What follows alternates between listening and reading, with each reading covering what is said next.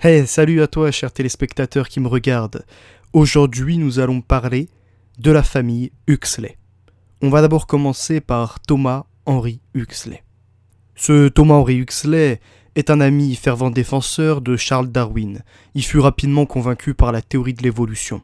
En 1863, il publiera Evidence as to Man's Place in Nature, la place de l'homme dans la nature, dans lequel il développa la thèse que les singes anthropoïdes sont des proches parents de l'homme, ce qui lui a valu des critiques de la part des non-évolutionnistes. Le terme darwinisme provient de l'anglais darwinisme introduit dès 1864 par le biologiste Thomas Henry Huxley et non par Alfred Russel Wallace, co-découvreur du darwinisme. Toutefois, la première attestation du terme darwinisme date de 1856 en référence aux théories évolutionnistes du grand-père de Charles Darwin, Erasmus Darwin, lui-même scientifique et poète anglais. Nous allons voir également les liens entre Thomas Henry Huxley et l'université Johns Hopkins. En Europe, des gens comme Huxley considéraient que l'université Hopkins combinait l'énergie explosive et l'ouverture de l'Amérique avec l'audace de la science. Ce potentiel pouvait secouer le monde. C'était pour honorer l'université Hopkins à ses débuts, pour honorer cette vision et se faire le prophète de cette nouvelle foi que Thomas Henry Huxley vint en Amérique. L'université Hopkins accueillit ses premiers étudiants en 1876. Son école de médecine n'ouvrit pas avant 1893, mais elle réussit si brillamment et si rapidement. Au début de la Première Guerre mondiale, la science médicale américaine avait rattrapé l'Europe et était sur le point de la dépasser. Le 12 septembre 1876, Thomas Henry Huxley fut l'orateur principal de l'événement. À 11h précises ce matin-là, un cortège s'avança sur la scène. À sa tête, Daniel Coit Gilman, président de la nouvelle université, avec Huxley à son bras. Lorsqu'ils eurent pris place, les conversations se turent rapidement, remplacées par l'attente d'une sorte de déclaration de guerre. Le discours d'Huxley comprenait la déclaration suivante. Le fondement de la moralité est d'en finir, une fois pour toutes, avec le mensonge. Ce brillant scientifique, qui deviendrait président de la Royal Society, donnait ce conseil aux chercheurs. Asseyez-vous devant un fait comme un petit enfant. Soyez prêts à abandonner toute idée préconçue.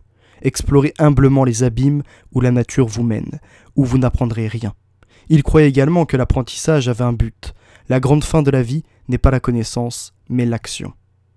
Pour agir sur le monde, lui-même était devenu un prosélyte de la foi en la raison humaine. En 1876, il était reconnu comme le plus grand défenseur de la théorie de l'évolution et de la science elle-même. H.L. Mencken affirme que c'est lui, plus que tout autre homme, qui a opéré ce grand changement de la pensée humaine qui a marqué le 19e siècle. Le président Gilman fit une brève et simple introduction, puis le professeur Huxley prit la parole. Habituellement, le sujet de ses conférences était l'évolution, mais ce jour-là, il s'exprimait sur un sujet encore plus vaste. Il parlait du processus de la recherche intellectuelle. L'université Hopkins ne devait ressembler à aucune autre en Amérique.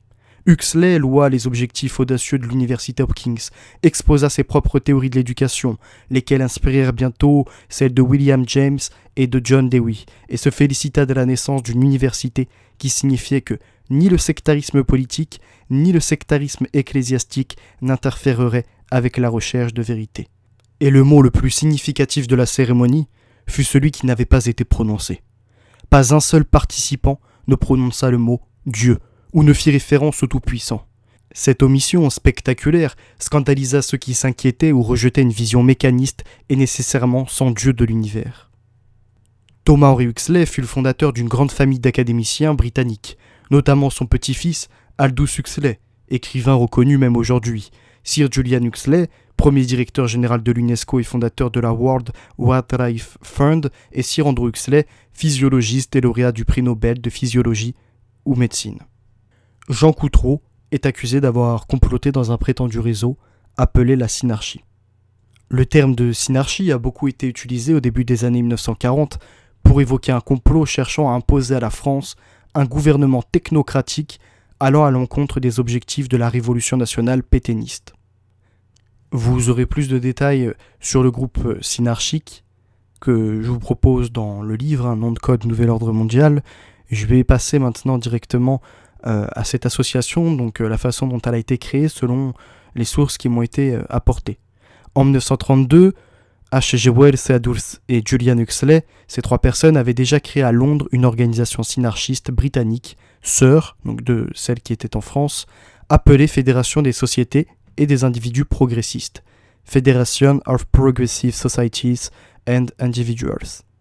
Dans leur manifesto, ils écrivaient « En 1931, il y eut une opération destinée à amener l'Allemagne dans le projet de dictature et d'empire mondiaux. La monarchie britannique était derrière, d'autres étaient derrière, des gens à New York étaient derrière. Ce projet était basé en France autour de sociétés comme Lazare Frères. L'objectif était le réarmement de l'Allemagne pour détruire l'Union soviétique. Tandis que l'Allemagne serait embourbée en Russie, les Alliés, la France et la Grande-Bretagne, comptaient attaquer l'Allemagne par derrière, l'écraser et en même temps se débarrasser de l'Union soviétique et établir une dictature mondiale. Le nom Progressive League a été adopté en 1940. Elle a fourni une plateforme pour la défense d'idées telles que le gouvernement mondial, la psychologie freudienne, le sexe, l'amour libre et le nudisme. Elle a donc été surnommée par les opposants la Fédération pour la promotion des rapports sexuels. Passons maintenant au livre d'Aldous Huxley, Le meilleur des mondes, écrit en 1931 et publié en 1932.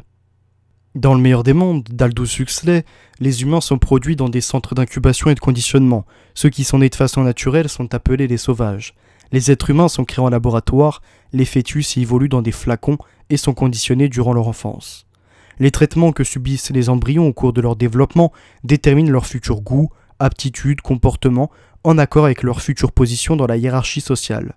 Ainsi, les embryons des castes inférieures reçoivent une dose d'alcool qui entrave leur développement, les réduisant à la taille d'avortons et sont traumatisés par tout ce qui concerne la nature ou les fleurs. Cette technique permet de résoudre les problèmes liés au marché du travail en produisant un nombre précis de personnes pour chaque fonction de la société, membres déterminés par le service de prédestination.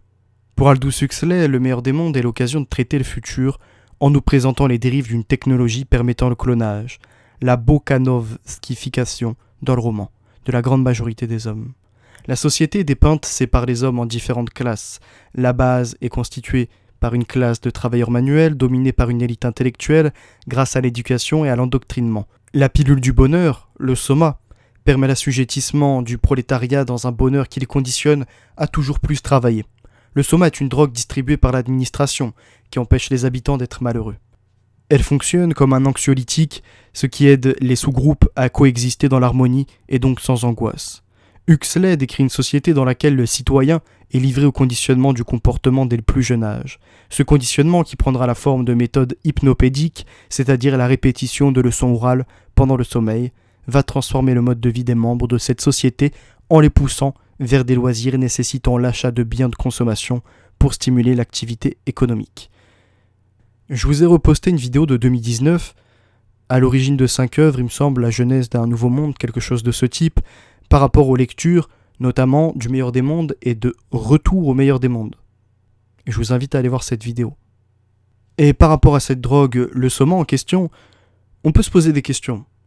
Est-ce que le patron de Netflix a fait une plaisanterie ou a annoncé le futur ? Reed Hastings, patron de Netflix, à l'occasion d'une conférence organisée par le Wall Street Journal, s'est laissé aller à imaginer le futur du divertissement. Et étonnamment, selon lui, les programmes audiovisuels ne seront plus forcément au centre de la vie des gens à l'avenir. Alors après, c'est avec ironie. Néanmoins, ça pose une réflexion. Voici ce qu'il dit. À terme, les films et les séries seront comme l'opéra et les livres. Il y aura des substituts qui seront plus mainstream, donc plus grand public. Donc on peut se dire que peut-être que cette forme d'art, cette forme de divertissement, cette forme d'apprentissage, les livres, les films, etc., les opéras, tout ça, ça sera accessible qu'à une certaine élite, et le peuple, lui, pour être dans un bien pour créer de la dopamine, aura seulement certaines drogues qui auront été légalisées, qui auront donc été labellisées, si vous préférez, qui seront mis à leur disposition. L'un de ces produits de substitution pourrait prendre la forme de pilule de divertissement, selon Reed Hastings. Cette pilule nous emmènerait dans un voyage magique en nous faisant vivre de manière hallucinatoire le scénario d'un film. Dans 20 ans ou 50 ans, on prendra une pilule bleue personnalisée pour halluciner d'une manière divertissante, plaisante-t-il, selon Engadget. Puis, il suffira d'une pilule blanche pour revenir à la réalité. Et dans le livre, Nom de code Nouvel Ordre Mondial, je reviens donc sur ces événements, mais également sur l'idée derrière tout ça, notamment le transhumanisme, modifier l'humain. Et on va voir que le transhumanisme, le mot est inventé par Julian Huxley. Et je ne peux que vous inviter à regarder à l'Est, et peut-être même par la suite à l'Ouest, sur les travaux qui se passent avec les scientifiques, notamment les modifications au niveau du génome, mais aussi le travail sur les utérus artificiels. Ils veulent que la procréation se fasse désormais en laboratoire, que la procréation ne soit plus seulement cette procréation médicalement assistée ou cette gestation pour autrui, mais que ça soit carrément un service qui soit fait uniquement par les technocrates, par les techniques, par les scientifiques. Séparer la procréation de l'humain. La déshumanisation qu'Huxley décrit ne requiert en fait pas un quelconque despotisme ou contrôle extérieur. Au contraire, précisément parce que la société du futur procurera exactement ce que nous voulons le plus, santé, sécurité, confort, abondance, plaisir, paix de l'esprit et longue vie, nous sommes capables d'atteindre une condition humaine aussi dégradée que dans le roman d'Huxley, par le simple choix de l'humain libre. Incapable de résister à l'appel des désirs, ni d'en voir l'immoralisme. Une partie des peuples est en quelque sorte condamnée à se servir de la technique à des fins moralement mauvaises. Les moyens deviennent pour une majorité leur propre fin, contrevenant aux fins ultimes que nous assigne notre nature transcendante. Dans son ouvrage « Aux racines du transhumanisme », publié en 2020, Alexandre Moati montre que le mot transhumanisme est créé par le français Jean Coutreau en 1937. Jean Coutreau connaît l'écrivain Aldous Huxley. Et selon une autre théorie, c'est justement le frère d'Aldous Huxley, Julian Huxley, biologiste, qui invente le mot transhumanisme à partir de 1957 pour désigner l'idée d'amélioration des performances humaines. En 1957, Julian Huxley définit le transhumain, bien que le concept qu'il désignait différât sensiblement de celui auquel les transhumanistes d'aujourd'hui font référence depuis les années 1980. Il définit le transhumain comme un homme qui reste un homme, mais se transcende lui-même en déployant de nouveaux possibles de et pour sa nature humaine. Voici ce qu'il pense. La qualité des personnes, et non la seule quantité, est ce que nous devons viser. Par conséquent, une politique concertée est nécessaire pour empêcher le flot croissant de la population de submerger tous nos espoirs d'un monde meilleur. Il s'agit bien d'améliorer la qualité des individus comme on améliore la qualité des produits. Julian Huxley était en effet un des biologistes à l'origine du manifeste des généticiens, signé par de nombreux généticiens prestigieux en 1939, qui prônait un eugénisme de gauche, où l'amélioration des conditions sociales est présentée comme la condition de la réussite et de l'efficacité d'une politique eugéniste. Il écrivit en 1957 « L'espèce humaine peut, si elle le veut, se transcender pas seulement de manière sporadique. Un individu ici d'une manière et un autre là-bas autrement, mais dans sa globalité en tant qu'humanité. Nous avons besoin d'un nom pour cette croyance. Peut-être le mot transhumanisme peut-il servir. L'homme restant l'homme, mais se transcendant, réalisant de nouvelles possibilités de et pour sa nature humaine. Je ne reviendrai pas dans cette vidéo sur l'eugénisme, ni sur l'histoire de l'eugénisme, je pourrais le faire dans une autre vidéo. Là on est vraiment sur la famille Huxley et sur certains de leurs travaux. Pour revenir brièvement sur Aldous Huxley, le frère de Julian Huxley, auteur du roman Le meilleur des mondes, il faut savoir qu'il se réfère de nombreuses fois à West dans ses ouvrages. En 1953, il a écrit que West effectuait des recherches sur l'hypnotisme et sur la mescaline. Plus tard, en 1961, il rapportait que West l'avait informé qu'il faisait alors des expériences sur la privation sensorielle et qu'il profitait des équipements les plus avancés. Le savoir obtenu par ces expériences horribles, ainsi que de milliers d'autres, est appliqué au contrôle de la pensée aujourd'hui, notamment avec les neurosciences, etc. Julian Huxley est à la genèse de la naissance du WWF. Inspiré par une série d'articles publiés par Sir Julian Huxley sur la destruction des habitats et la disparition de la faune en Afrique de l'Est, l'homme d'affaires Victor Stolan détecte le besoin de créer une organisation internationale qui permette de récolter des fonds pour la conservation de la nature. Julian Huxley, dans les années 1930, visite le Kenya et d'autres pays d'Afrique de l'Est afin d'observer les efforts de préservation, incluant la création de parcs nationaux qui se déroulent dans les quelques zones restant inhabitées en raison du paludisme. Plus tard, il est sollicité par le gouvernement britannique afin d'étudier les sites possibles dans les pays du Commonwealth en Afrique de l'Ouest pour la création d'universités. Durant ses différents voyages, Huxley développe un intérêt pour l'éducation et la préservation à travers le monde et s'implique dans la création de l'Organisation des Nations Unies pour l'éducation, la science et la culture. aujourd'hui connu sous l'acronyme UNESCO. Il en deviendra d'ailleurs le premier directeur général de 1946 à 1948. Et enfin, Sir Andrew Huxley, plus précisément Sir Andrew Fielding Huxley, était un physiologiste et biophysicien anglais. Avec Alan Lloyd Hodgkin, il va d'ailleurs faire une découverte sur la base de la propagation de l'influx nerveux, aussi appelé potentiel d'action, qui leur vaudra le prix Nobel de physiologie ou médecine en 1963. Il va également découvrir avec Rolf Niederkirk en 1954 le mécanisme de la contraction musculaire, communément appelée la théorie des filaments glissants, qui est à la base de notre compréhension moderne de la mécanique musculaire. En 1969, il devient directeur du département de physiologie de l'University College de Londres.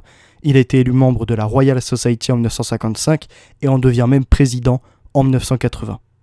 J'espère que cette courte vidéo, mais complète en informations, vous aura apporté un éclaircissement sur cette famille. N'hésitez pas à vous procurer mon ouvrage Nom de code Nouvel Ordre Mondial. Je vous l'envoie gratuitement par mail si vous me contactez à phenotixevolution@outlook.fr. Et autrement, vous pouvez vous le procurer d'une autre façon en format papier sur Amazon. Tout en ayant conscience que de façon hebdomadaire, je reviens de temps en temps sur le livre et qu'après les modifications, je les actualise une fois tous les 2 à 3 mois. D'accord ? Donc c'est pour ça que vous avez des versions un peu différentes des ouvrages. C'était Vérité à venir, je vous souhaite une excellente soirée, à très bientôt.